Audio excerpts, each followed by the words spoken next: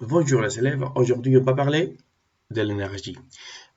Antes de comenzar me gustaría deciros que hay tres cosas en la vida, ¿vale? O sea, en el mundo en el que nos rodea.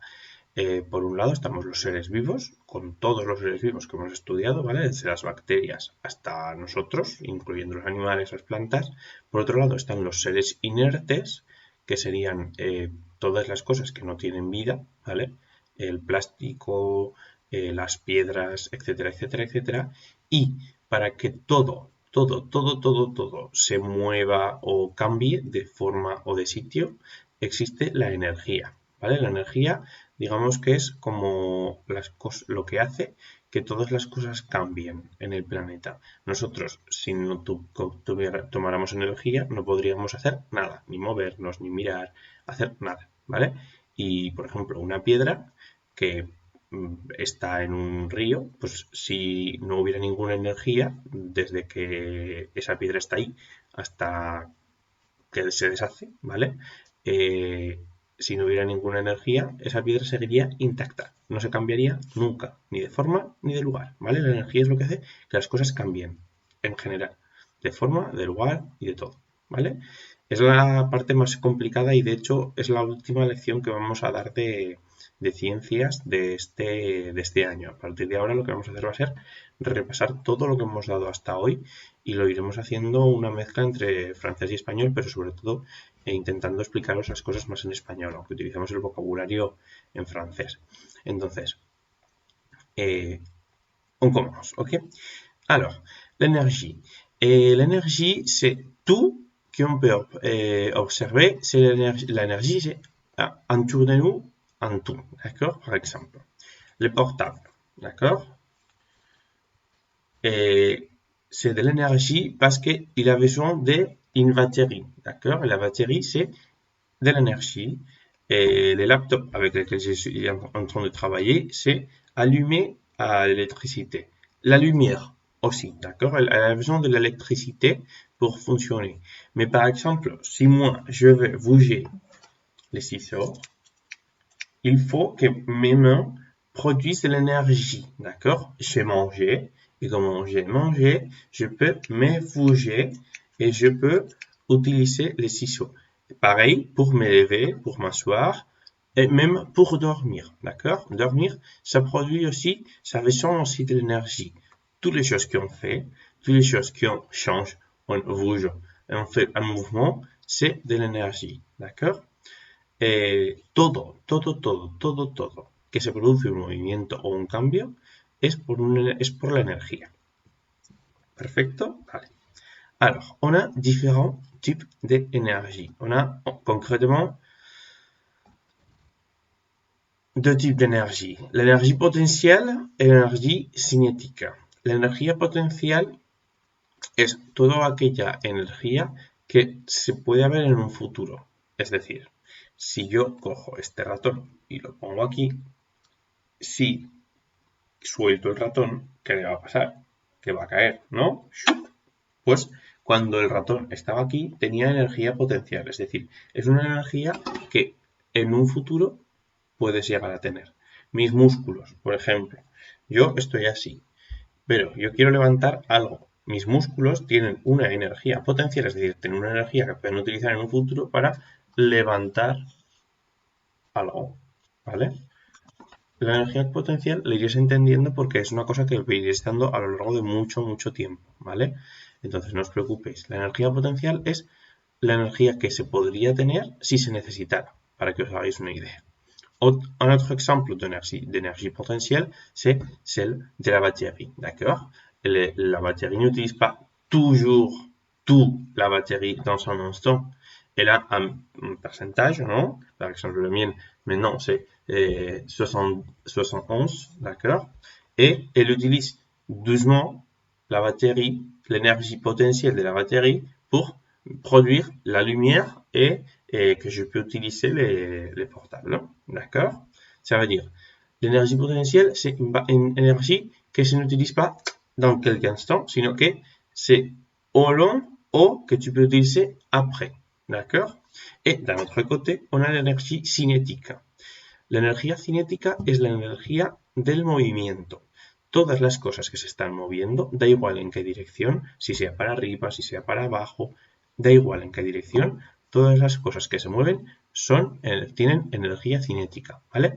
Algo que se mueve, nosotros podríamos decirle, mira cuánta energía cinética tiene, ¿vale? Por ejemplo, o sea, si hiciéramos una broma, cuando sacan un partido de tenis, podríamos decirle, ha cogido una energía cinética de 200 km por hora, ¿vale? Quiere decir, la energía cinética, si quisierais verla, sería como la velocidad también, ¿vale? Cuanta más energía cinética, más rápido va.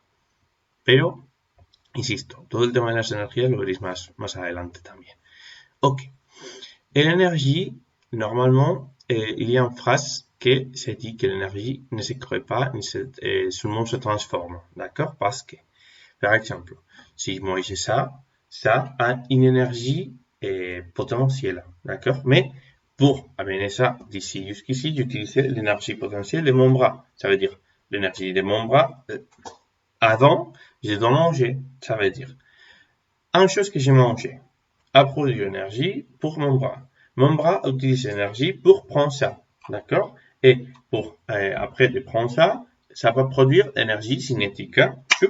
Il a descendu. Ça veut dire qu'il a utilisé de l'énergie cinétique. Quand il a descendu, il a frappé ma main. Et ça, c'est aussi de l'énergie, d'accord? Alors, l'énergie ne se crée pas, seulement se transforme. La energía ni se crea ni se destruye, solo se transforma, ¿vale? Cambia de una forma a otra. Esto es una cosa que también veréis más adelante, ¿vale? Pero es una cosa que me parecía que podía ser interesante. Hay una frase que es muy importante, que es esta que os acabo de decir. La energía ni se crea ni se destruye, solo se transforma. Pasa de una forma a otra, ¿vale? Allez, on continue avec ça. Hay que diferenciar qué es la energía con los tipos de energía, ¿vale? Estos son tipos de energía. La energía, son tipos de energía. Además de la energía potencial y la energía cinética, que son dos principales, tenemos otras, ¿vale? La energía mecánica que se produit normalement notre corps, d'accord? L'énergie mécanique, c'est par exemple quand je saute, je produis que tous mes muscles se bougent, d'accord? Mais il faut que toutes les choses fonctionnent en même temps, d'accord? Par exemple, un robot, c'est de l'énergie mécanique. L'énergie lumineuse. Si j'allume en lumière, hop, ça ne fonctionne pas. Si j'allume en lumière, c'est de l'énergie lumineuse. Ça veut dire l'électricité change et produit de la lumière. D'accord? Le soleil, il produit aussi de la lumière.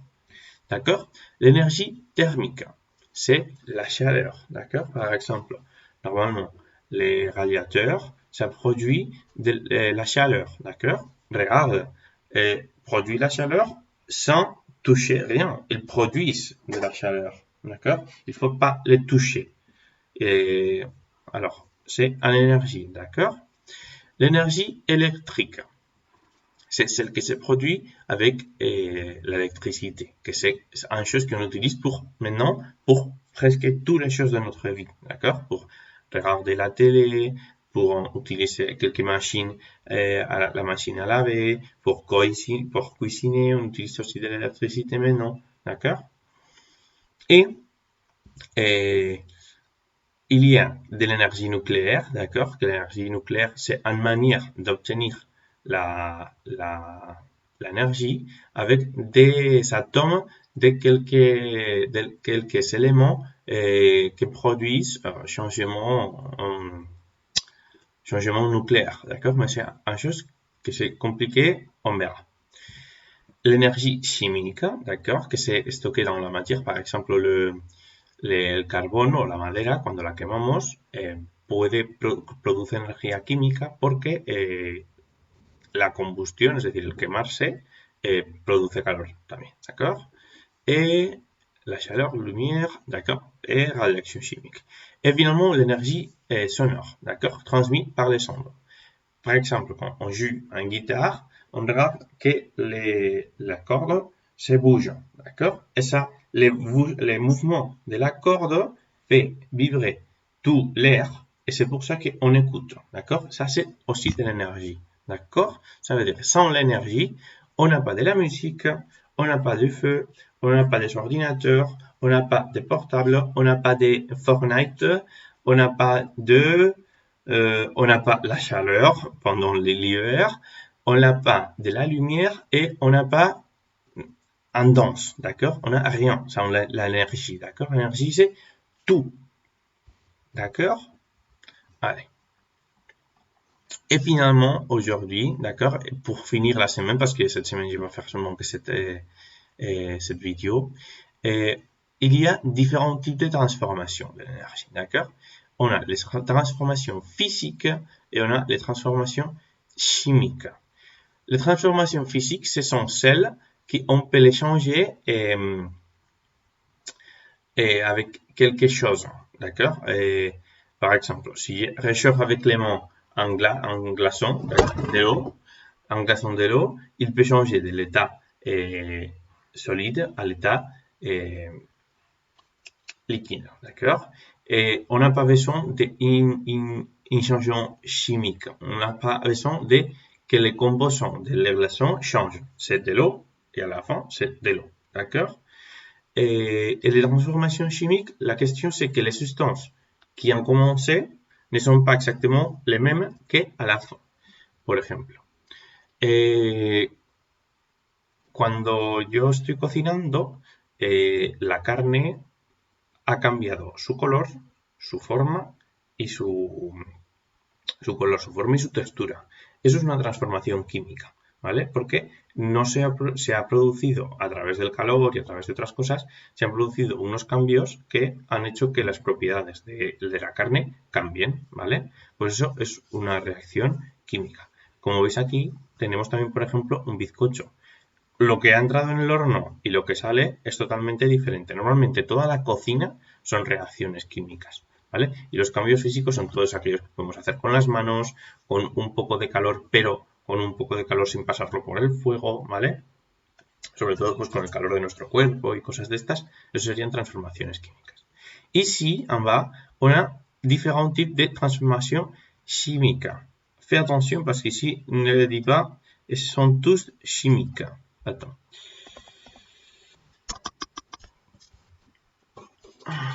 Ce sont des transformations chimiques. Sont chimiques. D'accord? Ceci ici. Sont tout chimiques. D'accord? La combustion. Qu'est-ce que c'est la combustion? La combustion, c'est le mélange de l'oxygène avec quelque chose du feu. D'accord? Par exemple, un allumette, d'accord? Elle utilise la combustion. Et quand on cuisine, d'accord? Ça, c'est la combustion aussi. Et si vous avez fait une expérience que vous mettez quelque chose avec feu et vous le mettez en verre à eau, d'accord? Quand il n'y a pas d'oxygène, ça disparaîtra. Le feu disparaîtra, d'accord? Ça, c'est parce que la combustion, le feu, avait besoin de l'oxygène pour avoir de l'énergie, d'accord? La combustion, l'oxygène produit de l'énergie pour faire la combustion. Après, on a une autre, que c'est la fermentation. La fermentation se produit, par exemple, dans les levures. Les levures sont las levaduras. Pour produire, par exemple, les yaourts, pour produire, par exemple, le fromage, pour produire, par exemple, aussi la bière, la cerveza, il y a des levures qui mangent les sucres. Las levaduras comen azúcar et produisent un changement chimique, ¿vale? En el caso de la cerveza, producen alcohol, ¿vale? Y comen azúcar. O sea, las levaduras comen azúcar y producen alcohol, ¿vale? Es un tipo de fermentación. Hay más tipos de fermentación. Et finalement, l'oxydation. L'oxydation, c'est une transformation chimique qui se produit avec le contact avec l'oxygène. Avec l'oxygène, d'accord? Et forme une nouvelle substance qui s'appelle la rouille. La huilla en español nosotros lo llamaríamos el óxido. No tendría otra palabra, ¿vale? La oxydation, el óxido, mais en français c'est la huilla. D'accord? Vous devez faire après cet exercice, d'accord? C'est très facile.